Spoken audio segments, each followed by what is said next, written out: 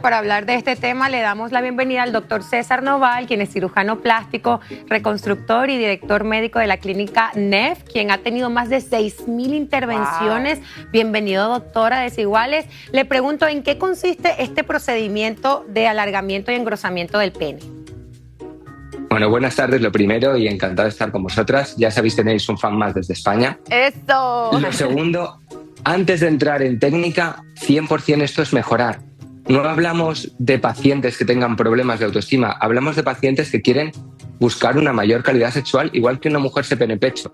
Hay algunos que tienen inseguridad, pero el grueso de ellos lo que buscan es mejorar, que es el objetivo real de la cirugía. Doctor, ¿y cuánto tiempo dura esta cirugía? ¿El tiempo de recuperación es algo breve? Exacto. Claro. Muy bien. Lo primero es que hay diferentes técnicas. Vosotras comentabais la opción de un implante de silicona, igual que se puede poner en el pecho. Nosotros, por ejemplo, la principal técnica que utilizamos es autóloga, es decir, con el tejido propio del paciente, con células madre. Y al final va a depender del paciente. Como todo en medicina, cada paciente, en función de cómo es su pene, de qué queremos conseguir y demás, elegiremos una técnica u otra. Claro. La técnica autóloga, es decir, la técnica de células madre, dura 1 hora aproximadamente, y las técnicas mediante implante de silicona, que serían para casos, bajo mi punto de vista, más concretos, dura un poquito más la cirugía porque es más agresivo. Claro, doctor, y es como las mujeres cuando se van a poner un implante de senos, o sea, que puedes decidir el tamaño o qué tan grande lo quieres.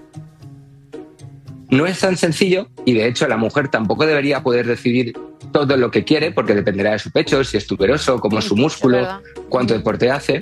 Dentro de un orden, desde luego, gran parte de nuestro trabajo es escuchar al paciente y ver lo que quiere, pero también explicarle qué podemos conseguir en su caso. No puede traernos como una nariz, una foto de una modelo y decir quiero esta nariz. No, será en función de la tuya. Y no por nada. Sí que es cierto que hay una opción. Perdón, es que me da curiosidad. ¿Es muy costoso? ¿Esto es algo que uno le puede regalar a su pareja como para la Navidad, por ejemplo? Ay, para la Navidad. Eso es horrible. Tu marido no te puede regalar una operación de pecho por Navidad. Sería un machista. Aquí es lo mismo. El hombre se opera el pene para él. Para él. Si a su mujer, su marido o su amiga le viene bien, fantástico. Pero es una decisión con él y para él. Uy, oye, y justo sí ahora que dices eso, antes de decirnos el costo, doctor, perdón, hay hombres que llegan y dicen, estoy haciendo esto por mi esposa o por mi pareja. Claro que sí, igual que hay mujeres que te dicen que se operan el pecho por su marido y yo les digo, muy mal. Claro. Vuelve y cambia la perspectiva. Esto es para ti. Claro. A mí me pasó que con el aumento de pechos en alguna de mis cirugías yo le pregunté a mi pareja al momento, ¿cómo te gustan? Y así me los operé. Luego me arrepentí y terminé cambiándomelas. Claro. ¿Esta cirugía, doctor, es algo que necesita un seguimiento con los años o ya luego de una vez que se realice ya queda para permanente el resto de la vida? Ajá. Exacto.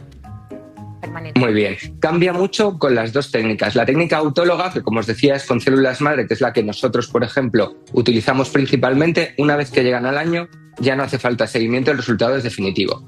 El problema de la prótesis y por lo que nosotros la recomendamos menos es porque, igual que tú has dicho, mis cirugías de pecho, una prótesis sí que requiere recambio y sobre todo las prótesis, igual que en el pecho, se pueden encapsular, se pueden contracturar. Oh, wow. Y estamos en una zona muy delicada. Claro. Entonces, yo generalmente indico prótesis para casos complejos, secundarios o con muchos problemas. Si no, prefiero utilizar el propio tejido.